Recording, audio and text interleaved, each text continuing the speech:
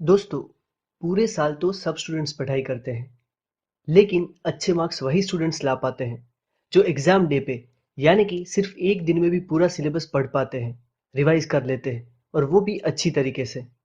एक दिन में एग्जाम के लिए प्रिपेयर करने के लिए आपको प्लानिंग के साथ पढ़ना होगा, तभी फुल सिलेबस पढ़ पाओगे। अभी कई स्टूडेंट्स के एग्जाम स्टार्ट हो चुके हैं या फिर स्टार्ट होने वाली है। सो आपको ड्यूरिंग एग्जाम्स कैसे पढ़ना है वो आज हम डिस्कस करने वाले हैं। दोस्तों, सिर्फ आप मुझे 4 से 5 मिनट दीजिए। आपके एग्जाम की प्रिपरेशन बहुत ही अच्छी होगी, ये मैं प्रॉमिस करता हूँ। दोस्तों, योर सक्सेस मेट चैनल से अभी तक 30,000 से भी ज़्यादा स्टूडेंट्स जुड़ चुके हैं। सो आप भी इस चैनल को सब्सक्राइब करके बेल आइकन को प्रेस करें, ताकि आपसे कोई इंपॉर्टेंट वीडियो मिस ना हो जाए। ड्यूरिंग एग्जाम्स एक चीज़ का खास ध्यान रखना है। जैसे ही आपका पेपर खत्म होता है, तुरंत ही घर चले जाइए। No paper discussion. उससे कोई फायदा नहीं होने वाला है, बल्कि सिर्फ और सिर्फ नुकसान ही होगा। फॉर एग्जाम्पल, आप फ्रेंड्स के साथ पेपर डिस्कस कर रहे हो। उसमें अगर आपने सिली मिस्टेक कर दी और आंसर गलत हो गया, जो आपको लगता था कि आपका आंसर सही है, तो आप टेंशन में आ जाओगे। घर पे जब आप पढ़ने बैठते हो, तो भी आप डिप्रेस हो जाओगे, क्योंकि आपके माइंड में वही होगा कि सिली मिस्टेक्स की वजह से आंसर गलत हो गया। और अगर आपके बहुत से आंसर सही भी हो गए, तो आप ओवर कॉन्फिडेंट फील करोगे और नेक्स्ट पेपर के लिए सीरियस होकर नहीं पढ़ोगे। दोस्तों, जो बीत गया उसकी बात क्यों करें। मैं तो सजेस्ट करता हूँ कि जैसे ही आप घर पहुंचते हो, अपना क्वेश्चन पेपर मॉम को दे दो। ना सिर्फ क्वेश्चन पेपर, लेकिन साथ में उस पेपर की बुक्स भी दे दो, क्योंकि क्वेश्चन पेपर और बुक्स आपके पास होंगे तो आपको आंसर चेक करने का मन होगा। कई स्टूडेंट्स की आदत होती है कि दोस्तों को फोन करके पूछते हैं कि तेरा पेपर कैसा गया।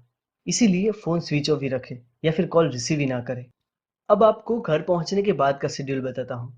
एग्जाम के बाद थोड़ी थकान महसूस होती है, सो आप 1 आवर सो जाइए। उसके बाद फ्रेश होकर पढ़ाई स्टार्ट करें। पहले आप स्मॉल एंड इजी चैप्टर से स्टार्ट करें। पहले 2-3 घंटे में ऐसे स्मॉल चैप्टर्स खत्म करें। उससे फायदा ये होगा कि आपका 40 to 50% सिलेबस सिर्फ 2 या 3 घंटे में खत्म हो जाएगा, तो आपको कॉन्फिडेंस आ जाएगा। जो चैप्टर्स आपको हार्ड लगते हैं, वो नेक्स्ट डे मॉर्निंग में पढ़ें, क्योंकि मॉर्निंग में एफिशिएंसी अच्छी होती है, सो हार्ड टॉपिक्स भी जल्दी से रिवाइज हो जाएंगे। दोस्तों, पढ़ने के लिए एक स्टडी प्लेस डिसाइड कर लो, जहां आपको पढ़ाई का एनवायरनमेंट मिले। एक ऐसी जगह जहां पे कोई डिस्टरबेंस ना हो, कोई डिस्ट्रैक्शंस ना हो। ऐसे प्लेस पे नहीं पढ़ना है जहां बैठ के आप जनरली टीवी देखते थे, क्योंकि वहां बैठ के आपको फिर टीवी देखने की इच्छा होगी। आप जहां भी बैठ के पढ़ते हो, सारी बुक्स अपने पास लेके बैठे, ताकि आपको बार बार डिस्टर्ब ना होना पड़े। अपने पास पानी की बोतल या फिर पानी का ग्लास भी रखें। कई बार पढ़ते समय हमें नींद आ जाती है, तो ऐसे समय क्या करें। एक तो आप 3 या 4 मिनट का कोई सॉन्ग सुन ले, जो आप में नई एनर्जी बूस्ट करे और नींद को भगा दे। दूसरा, आप चाय या तो कॉफी पी ले। चाय या कॉफी पीते समय आपको कोई भी एक टॉपिक जो आपको हार्ड लगता है, उसे याद करने का ट्राई करें। इससे वो टॉपिक रिवाइज हो जाएगा और आप फ्रेश भी हो जाओगे। पढ़ते समय अगर कोई टॉपिक याद नहीं रहता, तो बार बार उसे मत पढ़े। वो अभी आप नोट कर लीजिए और लास्ट में ऐसे टॉपिक्स के लिए 1 या 2 घंटे का टाइम दीजिए, जिसमें वो सारे टॉपिक्स आपको पढ़ लेने हैं। एग्जाम के लास्ट डे कोई नया टॉपिक मत पढ़े। उससे होगा ये कि ना तो वो टॉपिक कंप्लीट हो पाएगा और ना जो टॉपिक आपने ऑलरेडी पढ़े हुए हैं वो आप रिवाइज कर पाओगे। एग्जाम के 3 या 4 घंटे पहले उस एक दिन में आपने जो भी पढ़ा उसे क्विकली रिवाइज कर लेना है। सिर्फ आपको हेड पॉइंट्स एक बार देख लेना है, ताकि आपको एक फ्रेश ओवरव्यू मिल जाए।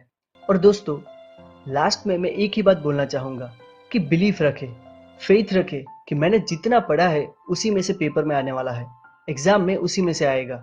और जो मैंने पढ़ा है वो तो मुझे अच्छी तरह से आता ही है, मुझे याद ही है। सो मेरे एग्ज़ाम में अच्छे मार्क्स ही आने वाले हैं। एग्ज़ाम में जाने से पहले अपने पेरेंट्स के ब्लेसिंग्स ज़रूर लें, क्योंकि मेरे से ज़्यादा आपके पेरेंट्स के ब्लेसिंग्स और उनके वर्ड्स आपको 100 टाइम्स ज़्यादा कॉन्फिडेंस देंगे। पेरेंट्स के ब्लेसिंग्स आपको बहुत ही स्ट्रांग बनाएंगे। दोस्तों, योर सक्सेस मेट और स्टडी बडी क्लब टीम की ओर से आप सबको all the best. Our best wishes are always with you. Thank you so much.